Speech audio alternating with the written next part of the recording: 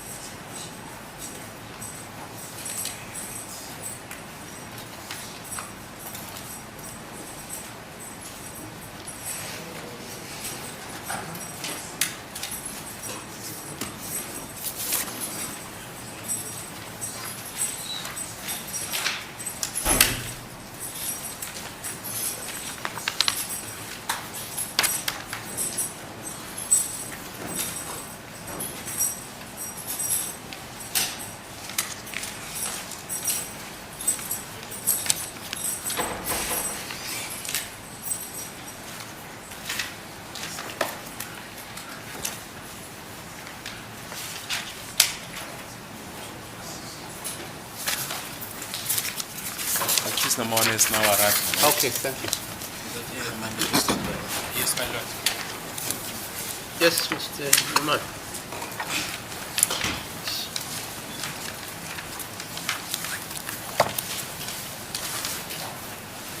Brigadier, is it correct that there were some investigations that were done in relation to the measurements? That is the height, the elbow, and the shoulder level of the accused person. That is accused number 1 to 4 in this court, before court. Yes. Yes, by Lieutenant Kenan Mangena, my lord. Kuyiqiniso-ke ukuthi-ke kufanele ama-measurements noma-ke uqala okwenziwa uyena ku-Lieutenant Kenan Mangena. Who requested such investigations? It was me, my lord. Mina-ke owacela ukuthi kwenziwe lokho. And it was in conjunction with him in trying to establish. I'm not so sure how it who would have initiated it first, my lord, but at the end there was a common understanding that the accused perhaps could be measured to see if he can bring them closer to the shooter, but that exercise was fruitless, my lord. Angisakhumbuli ukuthi phakathi kwami naye ubani-ke owaqala-ko leyo nkulumo leyo, kodwa-ke ekugcineni savumelana-ke ukubheka-ke wayezama ukuthi abheke-ke noma abone-ke ukuthi-ke ubani angathi amsondezeke eduze nalowo owadubula, kodwa-ke akunamiphumela-ke eyatholakala lapho. So, if you say that exercise was fruitless, you mean that the accused person from whom such measurements were conducted, he could not be placed at the crime scene? No, I don't mean that. He What was do you mean? No, I don't mean that. What I mean is, at the end of the day, my lord, he said to me, he is unable to say with definition, with definitely to say accused 1, for example, fits the profile of the shooter, or even accused 3 to say in terms of his measurement, he fits the profile of the shooter or not. And he explained that, in my recollection, in terms of the hand, moving up and down, but he's more equipped, my lord, to explain. But all I'm saying is that at the end of the measurement, he was unable to say to me, I can include or exclude any of the accused as the shooters. Abakusho ke ukuthi asithi mhlambe ke athi umsola wokuqala ke ukuthi ke kuloko engikwenzile ke angikwazanga ukuthi ngisho noma ngithole ukuthi ngawuyena ke udubule mhlambe ke sithi umsola wesithathu ukuchazile ke ukhuluma ke ngezandla ke nangendlela ke yama movements kodwa yena ke uyena umuntu ongakusho ngcono lokho kodwa ke egcineni washo ukuthi ke akatholanga ke imphumela kuloko ayekwenza. The same conclusion was reached in respect of my client, Mr. Mapisa. Well, it was reaching all of them, my lord, 1 to 4, my lord. Those were the accused who were measured. Kubona bonke ke wafinye wathola ke noma washo lokho ke u1 kuyofica ke ku4 bonke ke babekaliwe. On the 20th of July 2020, Lieutenant Colonel Mangena, he proceeds to Cleveland Police Station, where he booked out the exhibit, that is a firearm, which was booked in SAP-13. Yes, I'm aware he did that, my lord. Yebo ngiyazi ukuthi ke ngazo i20 zika July 2020 uLieutenant Colonel Mangena wahamba waya eCleveland Police Station ila ayokhipha khona ke amazibiti kwakhona nesibhamu phakathi. Did he tell you that he was going there on the 20th of July 2020? Yes, he told me, my lord. Yebo wangitshela ukuthi ke uya khona lapho ngazo i20 July 2020. Where were you on that day? Can you remember? No, I can't remember, my lord. But what I know, I was not with him when he went to book out the firearm. Angisakhumbula ukuthi ngangikuphi ngalelo langa kodwa nje ngikwazi ukuthi ngangekho naye nkathi ke eyokhipha isibhamu leso. Do you know why he had to book it out on the 20th of July 2020? For examination, my lord, because analysis at that stage, accused 3 had been identified, Cleveland case had been identified, and furthermore, he had already, through my request, done the examination of comparing the exhibits of this Cleveland case in relation to this case, my lord. And I recall him, and there's a report, an affidavit that he gave me, which said he is not finding sufficient marks, so he needs the firearm. And that is how he ended up now going to Cleveland to recover the firearm with the purpose of doing further examination, my lord. Kwakuhlola ke lapho ke noma kusihlola ke sona ke isibhamu ngoba ngiyakhumbula ke ngoba ke kwakusekuhloliwe ukufakazi ke malana neqala lelo lase Cleveland kanye ke naleli nobufakazi ke kuleli icala kodwa washo ke ukuthi ke akatholanga ama marks anele ingakho ke wayidinga isibhamu ke manje ngiyazi ke khona nombiko noma ke statement asenza ke mayelana nalokho washo ukuthi manje udinga isibhamu uqobo ukuthi ke asebenze ngaso. So, Brigadier, Lieutenant Colonel Mangena did not request you to go to Cleveland Police Station to book out this firearm. He did it out of his own frolic. No. He was requested by me. Okay. Yes, we spoke about it, my lord. But there was an understanding that he will be the one going to pick up the firearm. So that was the understanding that we reached. Wakhuluma ke nami mina ke wamcela ukuthi aye lapho emuva kokuthi sikhulumile ke safika ke kuleso sivumelano ukuthi akube uyena oye Cleveland ayolanda isibhamu leso. Is there anything, Brigadier, that made you not to go there, to go and book it out and take it to the ballistic unit of the... No, there was nothing, but there was also nothing wrong in my view, my lord, for Colonel Mangena to book it out himself. It was simply an exercise of limiting many hands so that the chain of evidence is limited, my lord, because I knew what we're dealing with. Kwakungekho ke noma ke asikho ke izathu sesibangela ukuthi mina ke ngingayi kwakungekho ke futhi ke nokungalungileke ngokuthi yena aye uKolonel Mangena ayosithatha isibhamu khona lapho ke eCleveland esasigwema ke ukuthi ke kume nezandla eziningi ke lapho ngokuhamba noma ke ngokusethathwa kwaso isibhamu ngoba siyazi ke ukuthi sasidila ngani noma sasebenza ngani la. At the ballistic section of the Forensic Science Laboratory, did anyone knew on the 28th of July 2020 that that firearm was there? Do you know or you don't know? No, but I don't know, my lord. Well, if you say anyone, Colonel Mangena worked for the ballistic section, so he knew. If the question is anyone, he is one of the persons that I spoke to, and he knew that he was taking that firearm there. Uma uthi ke lapha kuma ballistic ukhona owayazini ukuthi isibhamu leso sasilapho uKolonel Mangena usebenza khona ke lapho ke so wayazi ke ukuthi isibhamu silapho. Except him. No, then my lord, I think he's in a better position than to explain that, or someone from that side. I wouldn't know, my lord. yena-ke uyena ongachaza-ke uma uthi ngaphandle kwakhe-ke uyena ongachaza ngcono noma-ke omunye umuntu osebenza khona lapho mina ngeke ngazi.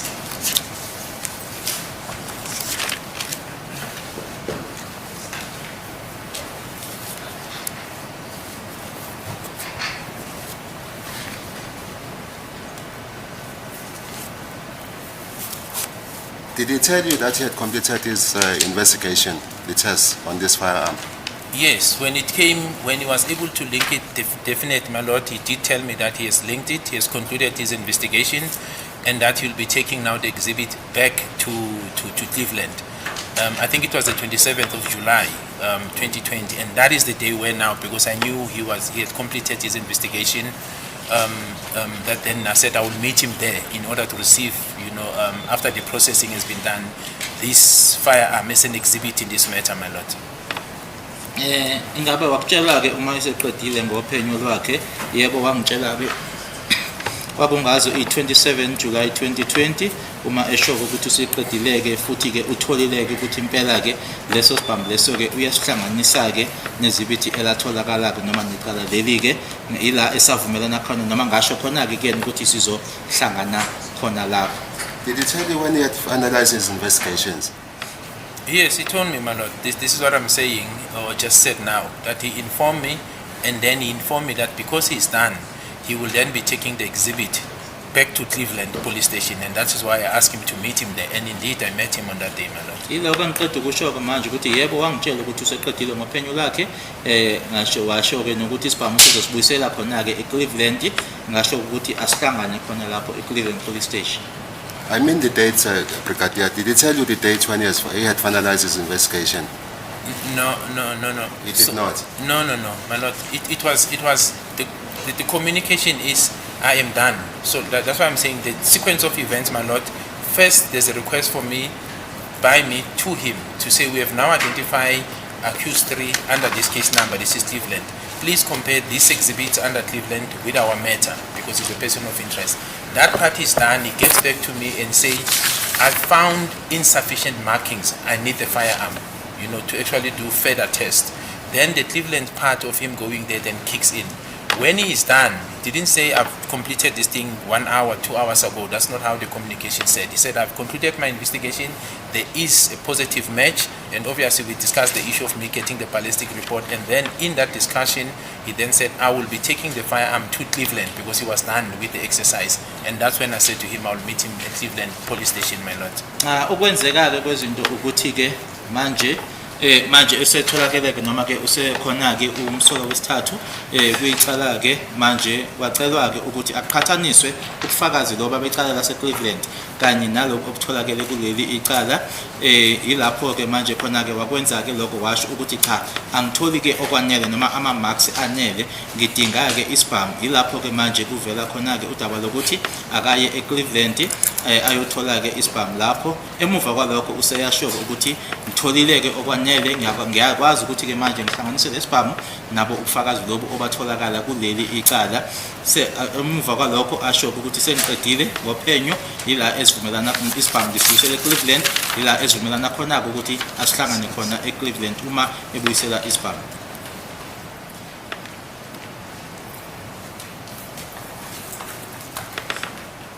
There is a statement which was handed in as Exhibit LL2 of the record. It's A6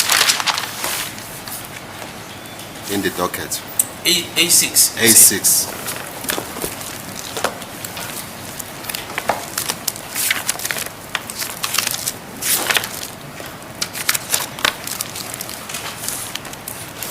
Statement of Silepe, Constable Silepe. It's a statement by Abe Sefularo Motwedi.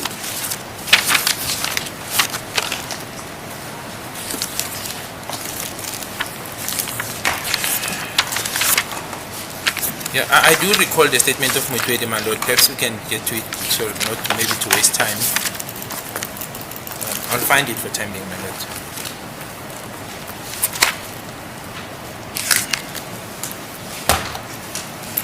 Is it correct, Brigadier, that you told this court that you have been in charge of this investigation since 2018? Yes, 2018, the 12th of November, my lord, that's correct. Yebo ngishilo ukuthi kusukela nge-12 kaNovember 2018 kuyimina ophenya icala leli. The statement by this person reads as follows. I'm a warrant officer stationed at Provincial Investigation Unit. Maybe before I proceed, Brigadier, do you know this person, this No. warrant officer? No, my lord, I think you will see that in that statement it was made before my time. That's why it's even the index is right at the beginning. So I do not know this, but I do know there was a consultation with this warrant officer with the state. But I do not know him. If the question, do I know him in person? I do not know him. And when this affidavit was disposed, it was before my time. It's the first investigation team. Warrant officer lona umuntu wedike angimazi kodwa ngiyazi ke ukuthi ke waconsulta ke nombuso kodwa ke istatement lesi senziwa ke ngaphambi kokuthi mina ke ngiphenye icala leli. He says the following at paragraph 3 of the affidavit. On 2014-10-27 at about 9, I visited a crime scene at house number 13511, First Loras. Yes, I've got it, my lord. You can carry on. I see that. Paragraph 4.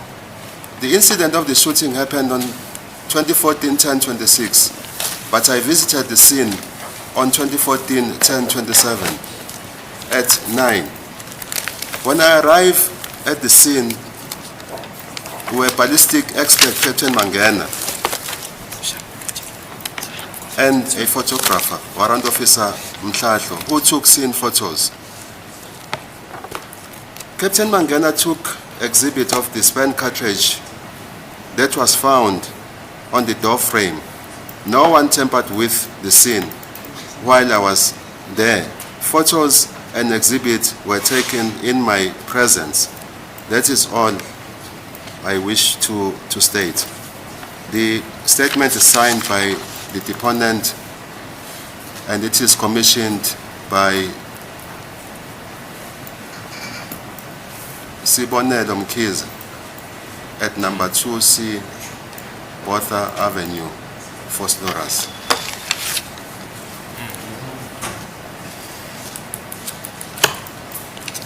So, Brigadier, you said you don't know this warrant officer. No, I said I do not know him. Yebo ngishilo ukuthi angimazi lo warrant officer. In other words, But I then- never worked with him, but I'm aware of his statement and the consultation. That is how far, if we talk about knowledge. But other than that, I do not know him as a person. I never worked with him, my lord. Angikaze ngisebenze naye ngiyazi ukuthi une statement asenza nombuso wakhuluma naye noma ke uconsulta naye kodwa uma uthi ke angimazi ukhusho ngokusebenza ngikaze ngisebenze naye. When you are doing your analysis of the investigations, did you go through this affidavit? Yes, I went through it, my lord, and there was no basis of what is contained in the affidavit. Yebo ke istatement lesi ngasifunda ke kodwa ke ukuthi lokhu ke okushiwo ke lana ukuthi ke kubuya kuphike noma ke okuphathekayo ke mayelana nalokhu okubhaliwe la. What do you mean, Brigadier, if you say there was no basis in Well, what my was lord- contained in the affidavit? Firstly, because it was refuted by Colonel Mangena when I consulted with him. Okokuqala ke uma ngisho kanjalo ke ngoba ke uma ngikhuluma naye uKennel Mangena mayelana nalokhu wakuphika ke lokho. Secondly, my lord, and I'm saying this is based on the general knowledge that I have. When you discharge a firearm, the bullet goes in front. In other words, to the direction you're pointing the firearm. The projectile will either go out on the left or right hand side of the barrel, of the firearm.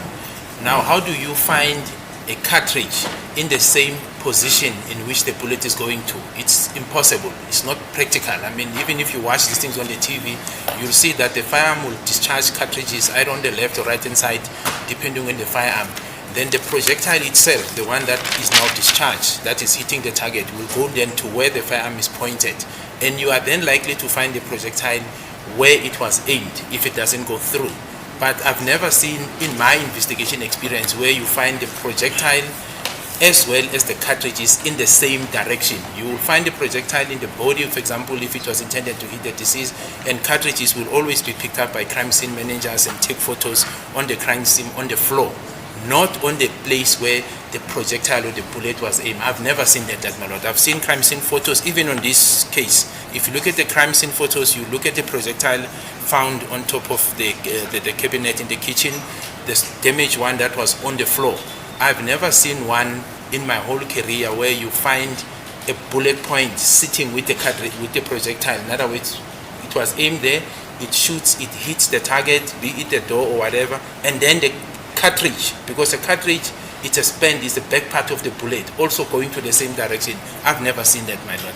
Angazeke mina-ke kumnyaka-ke ngikhona-ke emaphoyiseni noma kwisipiliyoni enginaso-ke ngibone-ke igobolondo kanye nayo-ke inhlamvu ziyahamba-ke uhlangothi olodwa uma kuwukuthi-ke inhlamvu iya ngale bese nalo-ke igobolondo noma i-cartridge iye kulolo hlangothi lolo, inhlamvu eya ngakulona-ke inhlamvu izoya-ke la ikhonjwe khona noma-ke isibhamu sikhombe khona bese kuthi i-cartridge noma igobolondo lona-ke noma lizophumela-ke kuhlangothi langaku-right noma-ke ku-left, kodwa hhayi ukuthi zizohamba uhlangothi olodwa. Angikaze lokho ngikubone noma ngihlangane nabo. Did you interview him at any stage? He was interviewed, my lord, during the consultation with the state. That's the part I've said, that it was during the consultation with the state. That's how far it went, my lord. Ngishilo-ke ngathi yebo kwakhulunywa-ke naye inkathi wayeconsulta noma-ke ekhulumisana nombuso. I mean, Brigadier, did you, as the investigation officer, interview this person? But for what purpose, my lord?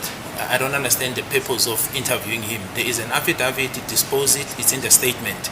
You follow that investigation, then the ballistic expert, someone who's qualified, refute it because his name is mentioned.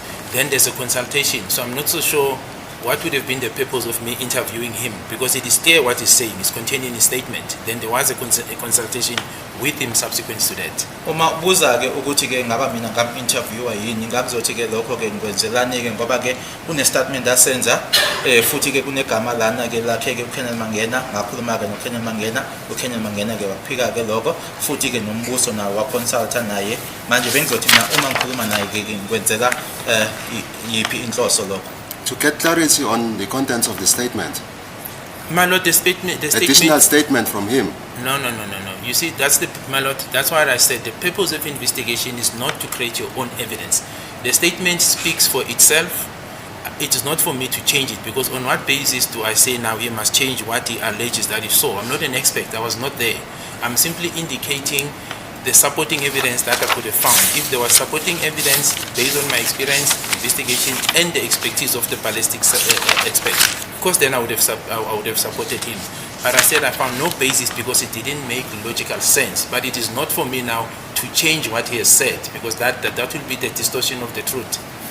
Okwami-ke bengitshela-ke ukuthi ukuphenya akusiyona-ke noma-ke inhloso yokuphenya ayisikona ukuthi-ke ushintshe-ke ngoba-ke istatement sakhe naso sibhaliwe. Akukho kumina-ke ukuthi manje ngithi kuyena-ke noma ngiye kuyena ashintshe lokhu okubhalile-ke lokhu athi yena-ke wakubona-ke. Ngathola-ke mina ukuthi nje into ayibhalile-ke ayizwakali-ke ngase ngikhuluma-ke nalo owungoti noma-ke i-ballistic expert. The consultation between this person and the state, you know when did that consultation took place? No, I don't recall the Don't date, recall. my lord. No, I don't recall the date, but it did happen. Angikhumbule-ke i-date nkathi wayiconsulta-ke nombuso kodwa ngiyazi ukuthi kwenzeka. There is another exhibit, Brigadier, it's exhibit LLL4 of the record. It is a request for comparison, it's a request for IBIS comparison. It was addressed to Captain Makula of the Forensic Laboratory, South African Police Service, Pretoria,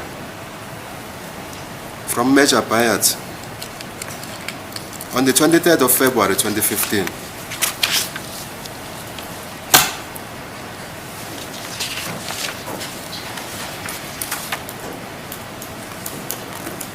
I'm aware of that. We are aware of that. I'm aware, yes. Okay, It's under thank you. Cleveland case. It was All right. made under Cleveland case 96 of 2015. I think that's what you are referring to. Yes. And Alexander case, yes, I'm aware of that. Lesi sicelo-ke mbuzo ngaso ngiyasazi-ke makhuluma nge-23 sikaFebruary 2015 senziwa-ke ngaphansi kwalelo cala lase-Cleveland 296/2 of 2015 kanye naleli lase-Alexander. Briefly, the contents of this request reads as follows. Hereby application for IB's comparison of the firearm recovered as per Cleveland case 96 of 2015, and with the following cases. Tsakane case 205 of 2014. Fosloras case 636 of 2014. Fosloras case 176 of 2014. Fosloras case 65 of 2013. Fosloras case 103 of 2014. Actionville case 102 of 2014. Actionville case 108 of 2014. Tsakane case 518 of 2014. Fosloras case 129 of 2014. Fosloras case 331 of 2012. To kindly analyze the request and identify all the incidents where this firearm mentioned above was used. 3. Kindly forward the information to Detective Constable Dlamini of Provincial Investigation Unit. It is signed by Major Bayat on the 23rd of February 2015. So, Brigadier, is there any report that you receive or that was received in respect of this request? Because it also involves the case that you are dealing with in this court, Fosloras case 636 of 2014, in which you are the lead investigator. Yes, so my lord, firstly, before we go to the report, so maybe let me just deal with the report. There's no report. When I inherited the docket, there is no report that talks to this insofar as the outcome of this request in the docket. That's the first part. The second part, Constable Dlamini, and I've said this before, my lord, at no stage, if you look at the history of this docket, was he the investigating officer or assigned to look into this matter before court. There were different investigators in this matter, but he was never at any stage part of this investigation team. And the investigation team, insofar as they are concerned around this period, the docket indicates that they were not aware or the suspicion that even this firearm may have been involved. So one then has to wonder why people are not relevant in this matter are making inquiries, and the investigators who are involved are actually not aware, not even making any comparison. Because if you look at 636, there is no such request, and that is docket 636, which was under investigation. They did not make a request. Even accused 3 was not on site. They were not aware of the firearm or even the suspicion that is involved. Hence, there's no request or even a ballistic report. Even this request, my lord, you will never find it in 636. It's attached in docket Cleveland 96 of 2015. Okokuqala ke uma ke ukhuluma la kunalesi sicelo ke la ekwenziwa khona ke isicelo ukuthi ke aqhathaniswe ke isibhamu ke esitholakele kwicala lase Cleveland case 9602/2015 nalamaqala ke ahlukahlukene ke achaziwe ke khona lana bewafunda ke advocate uNxumalo. Ngabe wawuthola yini umbiko ke mayelana naleli icala ngoba libhaliwe ke nala u63610 of 2014. Okokuqala ke angiqale umbiko awukho. Okwesibili ke uConstable uDlamini akakaze abe umphenyi noma umseshi ke walo leli icala eliphambi kwenkantolo njengamanje. Abaseshi ke noma abaphenyi ke abangaphambilini noma ke labo bephenya ngaphambi kwami ke akukho la abenza khona ke isicelo mayelana ke nalo mbiko noma ke ukuthi aqhathaniswe. Lokho ke manje kwenza ukuthi uyibuze ukuthi kungani ukuthi laba ekuyibona babephenya icala leli bangasenzike lesicelo, kodwa senziwe ke umuntu ongahlangene nalicelo nalecala engasiyena owayephenya icala leli. Manje ke awukho umbiko owatholakala ke noma ke ireport eshoyo ukuthi yathini imiphumela le eyacelwa ukuthi yenziwe la ebizwa ngokuthi iIBIS. Isayindiwe lana ke uyena uMajor Bayate ngazo i23 zika February 2015. Did you, Brigadier, as a lead investigator in this case, consult with the members who were handling the Cleveland case in order to find out about whether there is such a report or not? No, there isn't, my lord. So maybe let me deal with the first part. Yes, I consulted with the two members, Yes. Constable Dlamini and Masondo. But I've got the docket. Other than consulting with them, I've got the original docket of Cleveland. There is no outcome report, even in the docket itself, insofar as what they requested with regard to this matter, 636. And I also consulted with ballistic. I took it further, my lord, to say there is this request, what records do you have on your archives insofar as what was requested? And there was none, and they gave a technical explanation as to how their system works, my lord. And because this question arose even during the course of my investigation, when the firearm was now linked to say this firearm was seized in 2015 under Cleveland case, it was brought to attention, and when it was at the ballistic section, why was it not picked up for the offense that occurred a year earlier, in other words, a couple of months before? And it was explained to me, I think Colonel Mangena is more equipped as to what difficulties they had. Hence, he needed the actual firearm to test the bullet that he fires in relation to the bullet that was found at the crime scene. Because in this matter, my lord, there were no cartridges that were found. So he had the testing had to be based on bullet to bullet, not on cartridges. Lana ke yebo koqala angithi ke ngakhuluma ke nabo ama member ke lana amabili uyena ke uDlamini Masondo uZamini uDlamini naMasondo mayelana ke ekuyibona ke ababe phenya ke icala leli lase Cleveland nakulona ke idokotela lase Cleveland ngiliphethe nginalo awukho ke akho imiphumela ekhona ke yalesi sicelo lesi esenziwa ke sokuthi kuqhathaniswe lana kuyona ke iIBC letter ngase ngiqhubeka ke manje ke angiphelelanga ke lapho ngaya ke kwi section ye ballistic noma la abasebenza khona ke ngeibham ngathi ke isibham lesi satholakala ngo2015 kungani ke ukuthi ningabuyelanga emuva ke niyobheka ke kwisehlakalo esenzeka kwinyanga imbala nje edlulile noma ke kunyaka ondlule washo ke uKolonel Mangena ukuthi inkinga ahlangabezana nazo ngaleso sikhathi ingakho asho ke ukuthi ke wayefuna ke isibhamu uqobo azokwazi ukuthi aqhathanise sona ke kanye nenhlamvu leyo eyatholakala lapho kungasona ama-cartridge kodwa kube yinhlamvu ayiqhathanise naso ke isibhamu. So in other words, my lord, what I'm saying, insofar as the matter that is before court, Phosphorus 636 of 10/2014, there is no report. There's none that was found filed in the docket, both this Cleveland case and the Phosphorus case 636 in relation to this matter. Insofar as the matters that they were investigating, they found ballistic reports and matching and so forth and so forth. But in relation to this specific matter before court, there's no outcome of the analysis done, my lord. Ngokumayelana naleli cala ke eliphambi kwenkantolo ke akukho ke okwatholakala ke noma ke umbiko mayelana naloko okwatholakala ke amanye amacala babaphenya ke yona ke khona ke abakuthola kodwa mayelana naleli icala akukho okwatholakala noma ke umbiko oshoyo ukuthi khona okwatholakala. Exhibit J. Exhibit J is an affidavit by Warrant Officer Amanda Yvonne Steenkamp. Did you have sight of this affidavit? Did you go through it? Did you read it? Not only did I read it, my lord, we went through the same exercise with Advocate Nisi the last time. I don't even want to go far insofar as Mr. Ramsipili. The last time we dealt with this exhibit, it was when I was under cross-examination by Advocate Nisi. Umbiko lona ke exhibit J ukhuluma ngayo wakhe ke Dr. Steenkamp nangenkathi kakhona imibuzo uyena ke Advocate Mnisi kanye naye ke Mr. Ramsipili. Insofar as your investigations, maybe before I go there, did you interview these witnesses? But which witnesses, my lord? The witnesses that are contained in Exhibit J.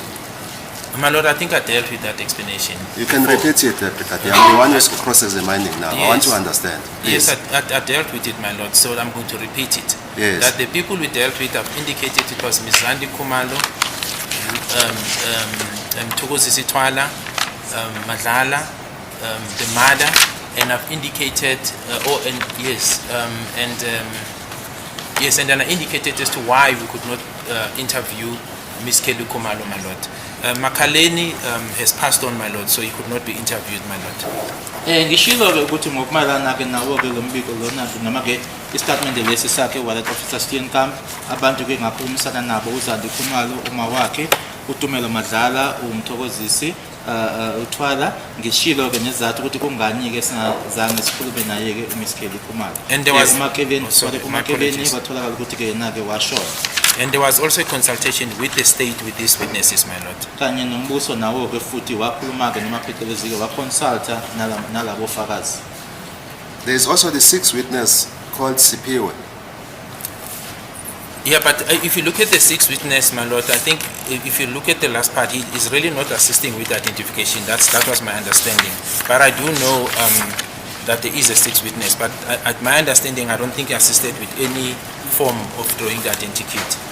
Yebo khona ke owesithupha ke ufakazi kodwa ke ngokwazi kwami ke akukho la asiza noma alekelela khona ke ngokuthi ke kudwetshwe noma yona ke identikit.